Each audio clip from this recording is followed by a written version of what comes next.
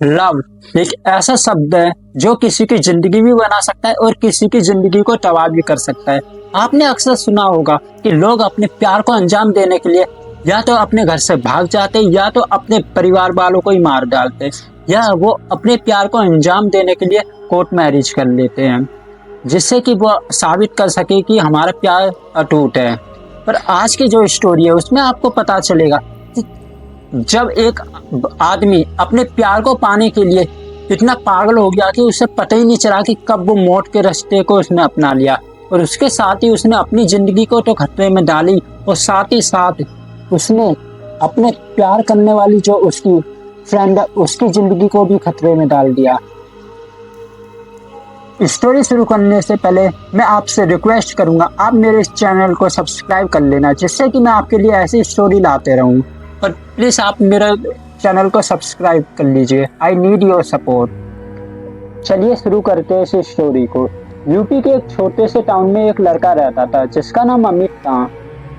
वो 10th class में था। उसकी फैमिली में अमित, उसकी मम्मी, उसके पापा और उसकी 2 बहनें थी। वो ज्यादा गरीब नहीं थे, वो इतने अमीर थे कि 2 वक्त का खाना ठीक से खा सकते थे। वो 10th क्लास में था तो उसकी एक क्लासमेट थी जिसका नाम खुशी था। वो क्लास में टॉपर थी और वो एक एवरेज टाइप का था अमीर थी, पर वो अपनी जो खुशी थी उससे लव करता था। मतलब वो 10th क्लास में जब से आई थी, जब से उसको जो कहते हैं ना फर्स्ट टाइम लव, उसको वो हो गया था। वो उसको बताने चाह रहा था कि मैं तुमसे काफी प्यार करता हूँ, पर वो उसे बता नहीं पा रहा था क्योंकि वो मतलब डरता था कि कहीं मेरी जो इससे फ्रेंडशिप है वो ना टूट जाए। और वो काफी शरीफ बच्चा था, वो इतना शरीफ था कि उसके आस पड़ोस के लोग भी उसकी तारीफ करते थे कि ये काफी इनोसेंट बच्चा है, ये काफी मतलब कभी किसी का बुरा नहीं कर सकता। इस तरीके से उसकी काफी तारीफ करते थे और ऐसे ही चलता रहता है। वो सोच रहा होता है कि मैं इससे कब अपनी दिल की फीलिंग्स को शेयर करूं। ऐसे ही कर करके वो 12th क्लास में आ जाता है और 12th क्लास से भी वो अब कॉलेज में आने लगता है। उसमें भी जब ऐसा हुआ ना, तो जो खुशी थी उसने ना दिल्ली के किसी कॉलेज में एडमिशन लिया। तो उसी को देख के जो अमित था ना, उसने भी अपनी फैमिली से कहा कि मैं भी दिल्ली जाऊंगा और मेरे को भी अपनी आगे फर्दर स्टडी करनी है। तो उसने भी उसी के कॉलेज में और सेम कोर्स में इनरोल कर लिया, एडमिशन ले लिया, जिससे कि वो उसके साथ रह सके, उसको देख सके और वक्त आने पर उसको अपनी फीलिंग को शेयर कर सके। ऐसे ही चलते रहता है। पर वहाँ पे जो अमित था ना, उसकी जो फ्रेंडशिप है वहाँ के कुछ लोकल स्टूडेंट्स से हो जाती है जो कि काफी बदतमीज थे, जो कि लड़कियों की इज्जत नहीं करते थे। उनके साथ रह रह के वो भी अब उन्हीं के जैसा होने लग गया। वो भी ड्रग्स लेने लगा, गांजा लेने लगा, वो ड्रिंक करने लगा और वो उन लोगों के इन्फ्लुएंस में इस तरीके से आ गया कि वो लोग कहते थे सेम वैसे ही करने लगा। एक बार ऐसा हुआ कि जो खुशी के पेरेंट्स है ना, वो ना उसकी शादी कहीं और मतलब कहीं उसके लिए रिश्ता देख रहे होते हैं और उनको एक लड़का पसंद आ जाता है। तो वो खुशी को बताते हैं कि मैंने तुम्हारे लिए एक लड़का देखा है। तो वो कहती है ओके पापा जी। वो अपने पापा जी से कह देती कि मैं रेडी हूँ शादी करने के लिए। ये बात है, जब अमित को पता चलती है ना, वो पागल हो जाता है ये बात सुनते ही। वो सीधे जाता है खुशी के पास। ये सुबह का टाइम था। जब खुशी के पास जाता है ना, तो वो उससे कहता है खुशी आई लव यू, मैं तुमसे काफी सालों से प्यार करता हूँ, पर मेरे अंदर इतनी हिम्मत नहीं थी कि मैं तुम्हें बता सकूं। ये खुशी सुनते ही एकदम बौखला जाती है और गुस्सा हो जाती है बहुत बुरी तरीके से, और वो सबके सामने उसको थप्पड़ मारती है। और वो उसके लिए एक जो फूल लेके आया था गुलाल का, उसको तोड़ कर उसी के ऊपर फेंक के मारती है। और उसको इतना बुरा लगा, कहती है कि अपनी शक्ल देख आईने में, कितना बुरा है तू, जाके पहले अपनी शक्ल देख, अपने आप को सुधार। इतना सबके सामने इतना बुरी तरीके से बोलती है कि उसके जो फ्रेंड होते हैं और जो कैंपस में जो लोग होते हैं, बच्चे होते हैं, वो उसे देख के हंसने लगते हैं और वो उसी को बुरी तरीके से घूमने लगते हैं अमित को। ये देखकर वो काफी नर्वस फील करने लगता है और उसने ना जाने क्या क्या उसकी फैमिली के बारे में भी कहा। इसकी वजह से वो काफी गुस्सा हो गया था। वो सीधे अपना मुंह छुपा के वो वहां से भाग गया। एक बार ऐसे ही होता है कि वो मतलब भाग गया था ना, तो एक बार वो अपने फ्रेंड्स के साथ ड्रिंक कर रहा होता है। रात का टाइम होता है, वो जंगल टाइप के इलाके में देते होते हैं। तो उसके फ्रेंड कहते हैं कि मैंने देखा, तो ये लड़की ने तेरा कल मजाक बनाया, भरी पब्लिक के सामने तेरे को जलील करा, तेरे को ना ही कहना था तो अकेले में आके कह देती, पर उसने तेरी सबके सामने इंसल्ट करी है। तू इसका बदला नहीं लेना चाहता? अमित कहता है हाँ मैं बदला लेने चाहता हूँ, और मैं इतना बुरा बदला लूंगा, ये देखती रह जाएगी, इसकी रूह तक कांप जाएगी। पर कहता है अभी मैं क्या कर सकता हूँ, क्योंकि अभी तो मेरे हाथ में कुछ है नहीं है। तो उसके फ्रेंड होते हैं दो तीन, उनमें से एक का नाम होता है पप्पू। पप्पू कहता है कि मेरे को पास एक आइडिया है, पर तेरे ऊपर है, तू इसे आइडिया को फॉलो करेगा या नहीं। तो वो कहता है तू भी अपनी आइडिया बता दे। तो वो कहता है कि यहाँ से कुछ दूर एक कब्रिस्तान है, वहां पे एक बाबा बैठता है जो कि काला जादू, वशीकरण इन सब में माहिर है। तो वो कहता है पप्पू, तो हम ऐसा करते हैं, उनके पास जाते हैं और अपनी प्रॉब्लम को बताते हैं, और वो हो सकता है कि हमारा कुछ समाधान करें। तो पप्पू की बात सुन के अमित एग्री हो जाता है, पर वो कहता है हमको रात के लगभग 12 1 बजे के बीच में जाना होगा, क्योंकि वो उसी टाइम पे अक्सर मिलते हैं। तो वो कहता है ठीक है। तो वो अगले दिन तैयार होकर रात के 12 बजे का इंतजार करते हैं, और तैयार होकर सीधे उसी कब्रिस्तान जाते हैं जहाँ पे वो बाबा जी मिलते हैं। तो वो जाते हैं तो वो बाबा जी किसी चीज की पूजा कर रहे होते हैं। तो वो पप्पू होता है, वो बाबा जी से उनको मतलब बताता है अपनी सारी प्रॉब्लम, जो अमित की प्रॉब्लम होती है वो सारी बाबा को बताता है। तो बाबा कहते हैं बच्चे मैं तेरी प्रॉब्लम सारी सॉल्व कर दूंगा, पर तेरे को मेरे को रुपए देने पड़ेंगे, वो मतलब ज्यादा रुपए देने होंगे, लाखों रुपए। तो वो जब गुस्सा होता है ना, तो वो सारी बात उनकी एग्री कर लेता है। वो ये भी बाबा ये भी कहते हैं कि मेरे को हर एक महीने में रुपए चाहिए, वरना कुछ भी मैं कर सकता हूँ। तो वो अभी अमित इतना गुस्सा होता है कि उसे सही और गलत में कोई फर्क ही नजर नहीं आता, तो वो उनकी बात को एग्री कर लेता है।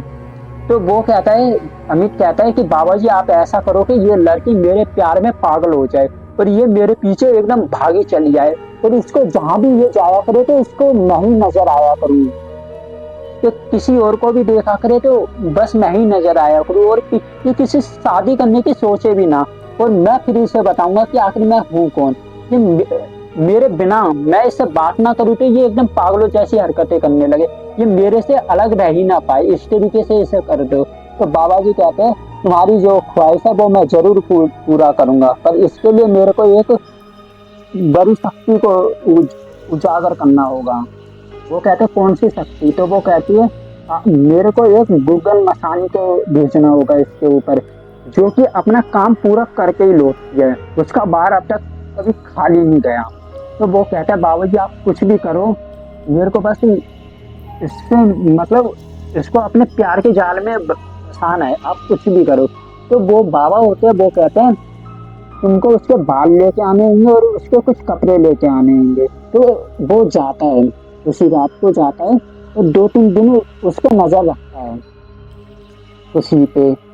तो वो उसको देखता है कि उसके कहाँ पे जहाँ पे भी उसके डीएनए के सैंपल मिलते हैं ना, उसके बाल हो गए, उसका जूता भी मिलता है, कुछ भी मिलता है, उसके कपड़े, वो लेके सीधे 1 2 दिन बाद पप्पू और अमित और उसके कुछ फ्रेंड उन बाबा के पास जाते हैं। तो बाबा जी पहले कहते हैं पहले मेरे को रुपए दो। तो वो कहीं से अरेंज करके किसी से उधार लेके उन्हें रुपए दे देता है उस टाइम तक।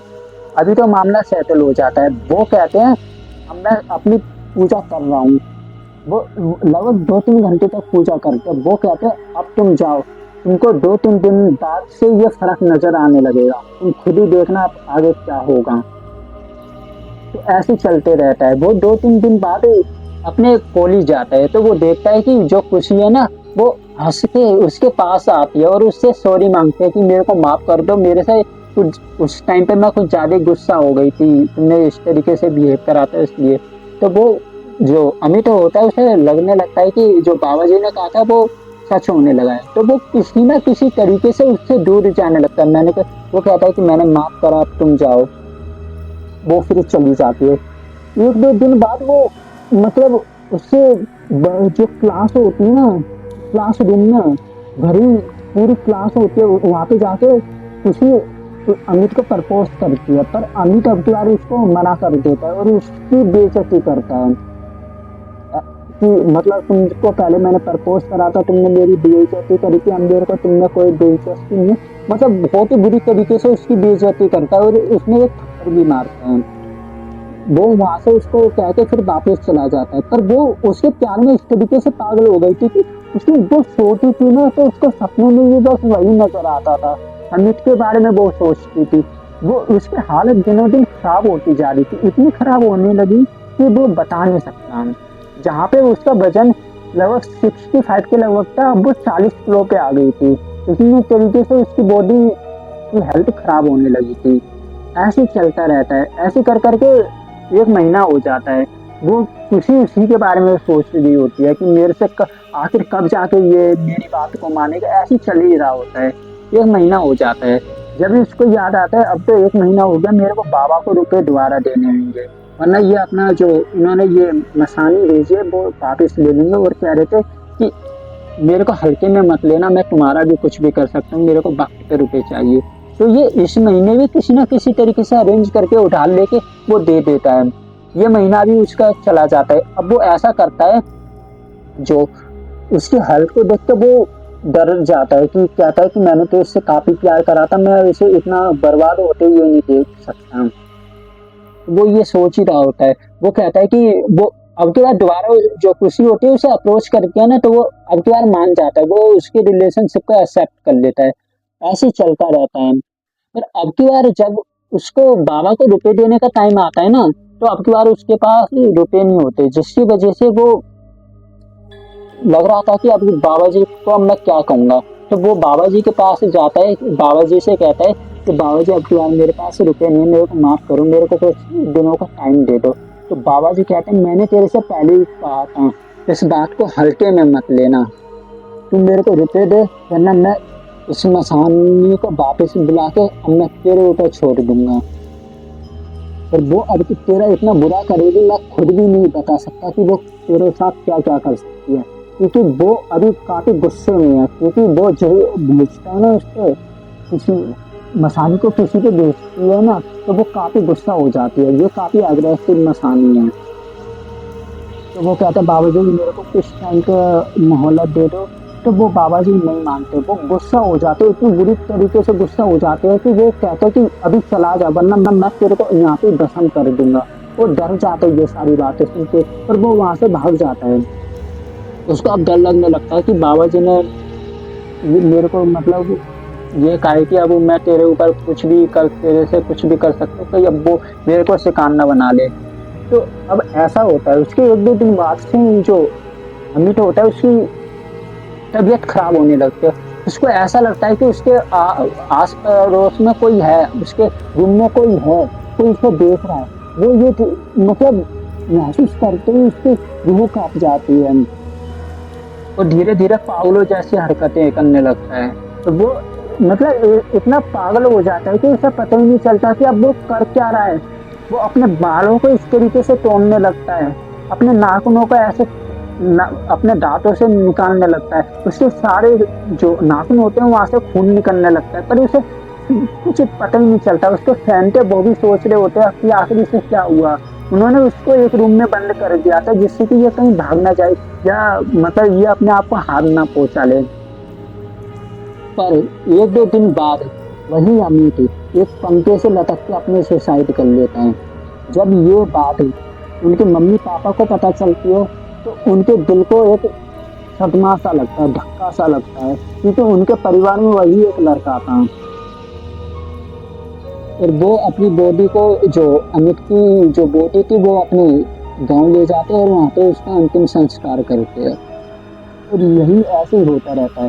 पर बाद में जो खुशी होती है उसकी तबीयत एकदम सही हो जाती है। फिर उसके फ्रेंड से उसे पता चलता है कि अमित ने कुछ इस तरीके से बाबा का सहारा लिया था, जिसकी वजह से खुशी की हालत इस तरीके से हुई, और उसकी वजह से वो अमित खुद भी मर गया।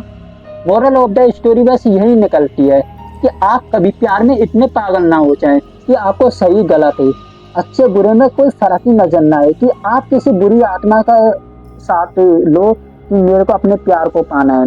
तभी आप अपने अपने जिसको हम प्यार करते हैं कभी हम उसको हानि नहीं पहुंचाना चाहते।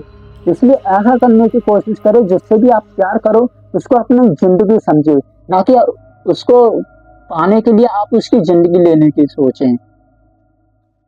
चलिए मिलते हैं ऐसी एक दिल दहलाने वाली